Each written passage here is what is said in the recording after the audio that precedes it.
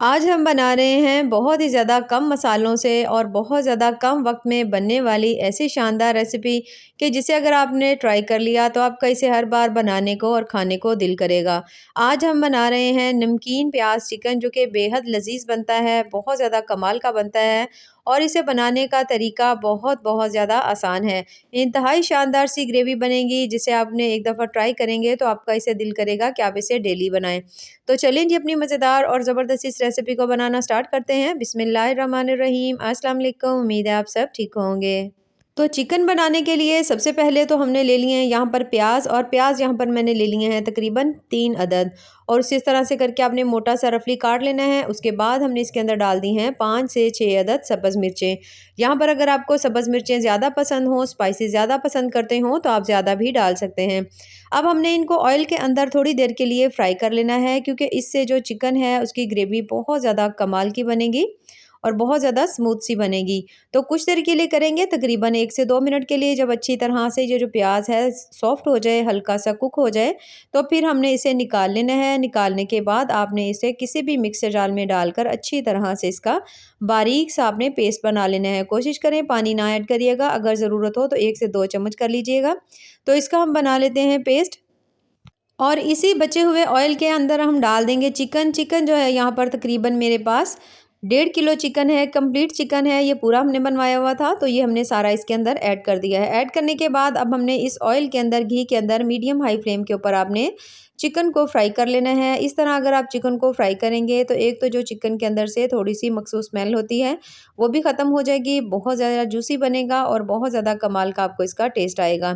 تو اسے ہم تب تک فرائی کریں گے جب تک جو چکن ہے اس کا کلر جو ہے وہ تھوڑا سا گولڈن براؤن نہیں ہو جاتا، تو اسے ضرور کریں گے۔ یہی چھوٹے چھوٹے سے سٹیپس ہوتے ہیں جسے کرنے سے آپ کی ریسیپی بہت زیادہ مزے کی بنتی ہے۔ تو یہاں پر آپ دیکھ سکتے ہیں جو چکن ہے اس کا کلر جو ہے وہ تھوڑا لائٹ براؤن ہونا شروع ہو چکا ہے، تو اسے ہم کرتے رہیں گے جب تک کہ اس کا کلر جو ہے وہ ہلکا سا گولڈن نہیں ہو جاتا یا اچھی طرح سے آپ بھنائی نہیں کر لیتے۔ کم سے کم بھی آپ نے اس کی میڈیم ہائی فلیم کے اوپر تقریباً آپ نے 8 سے 10 منٹ کے لیے ضرور بھنائی کر لینی ہے۔ کچھ حد تک تو چکن یہیں پر گل جائے گا، باقی جو ہے وہ ہم بعد میں گلائیں گے۔ تو یہاں پر جو چکن ہے اس کا کلر بہت زیادہ اچھا سا آ چکا ہے، تو بس اب ہم اسے نکال لیں گے اور اسے بھی نکال کر ہم رکھ لیں گے سائڈ پر۔ آج ہم جو چکن بنائیں گے اسے ہم بغیر پانی کے بنائیں گے، جو کہ اس کا ٹیسٹ بہت زیادہ کمال کا ہونے والا ہے۔ تو بالکل ہی ڈیفرنٹ ریسیپی ہے، ضرور ٹرائی کریے گا۔ تو یہاں پر تمام چکن جو ہے وہ ہم نے اس کے اندر سے نکال لینا ہے۔ نکالنے کے بعد اور اسی کے بچے ہوئے آئل کے اندر ہم نے شامل کر دینا ہے پیاز، جس کو ہم نے بالکل باریک سا ہم نے اس کا پیسٹ بنایا ہوا تھا۔ یہاں پر ہم نے پیاز کو کچھ دیر کے لیے بھونیں گے جب تک کہ تھوڑا سا اچھی طرح سے بھون نہیں جاتا، ہلکا سا اس کا جو کلر ہے وہ لائٹ براؤن نہیں ہو جاتا۔ تو بہت زیادہ دیر بھنائی نہیں کریں گے، کم سے کم 1 سے 1.5 منٹ کے لیے میڈیم ہائی فلیم کے اوپر اسے ہم بھون لیں گے۔ اور جب تک پیاز جو ہے ہمارا اچھی طرح سے بھونتا ہے تب تک ہم لے لیتے ہیں یہاں پر دہی، اور کیونکہ آج جو چکن ہے اس کو ہم بنا رہے ہیں دہی کے اندر، تو دہی جو ہے یہاں پر میں نے لے لیا ہے تقریباً 1.5 کپ، اور اس کے ساتھ ہم اس کے اندر شامل کریں گے 1 چمچ نمک کا۔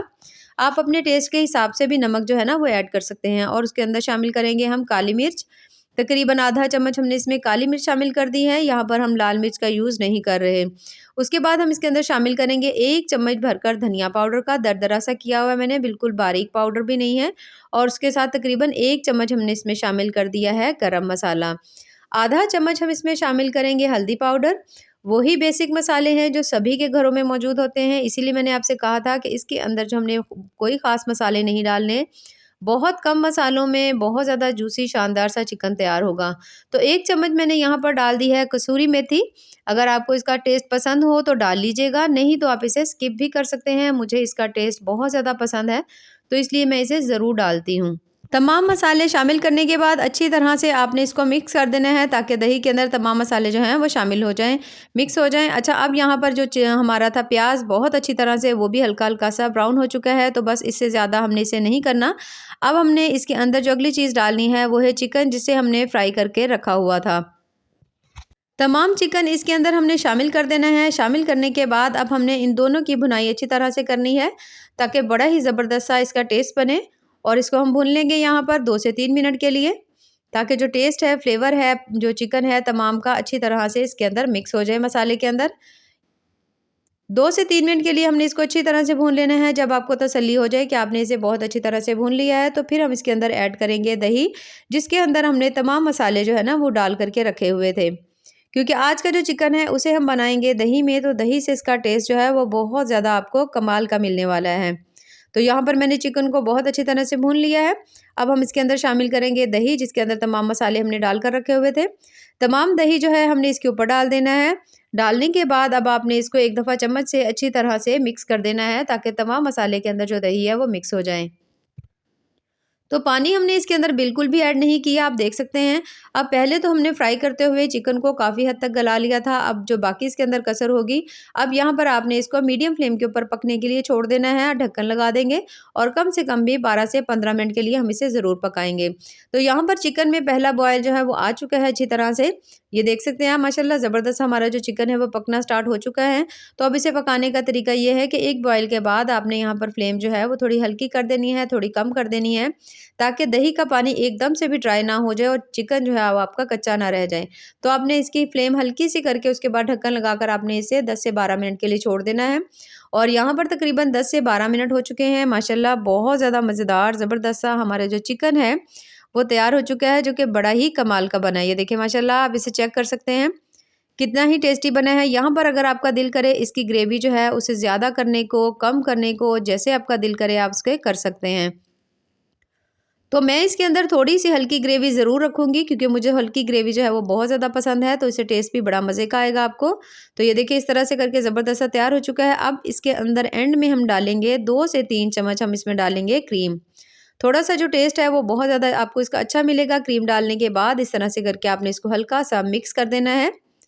मिक्स करने के बाद अब आपने इसके ऊपर डाल देना है सब्ज़ धनिया। यहाँ पर आप देख सकते हैं माशाल्लाह चिकन हमारा कितना ही ज़बरदस्त सा तैयार हो रहा है। तो अब हमने इसके ऊपर डाल देना है सब्ज़ धनिया डालने के बाद अब हमने इसके अंदर कोई और मसाला नहीं डालना, क्योंकि हम इसे बहुत ज़्यादा कम मसालों से तैयार कर रहे हैं।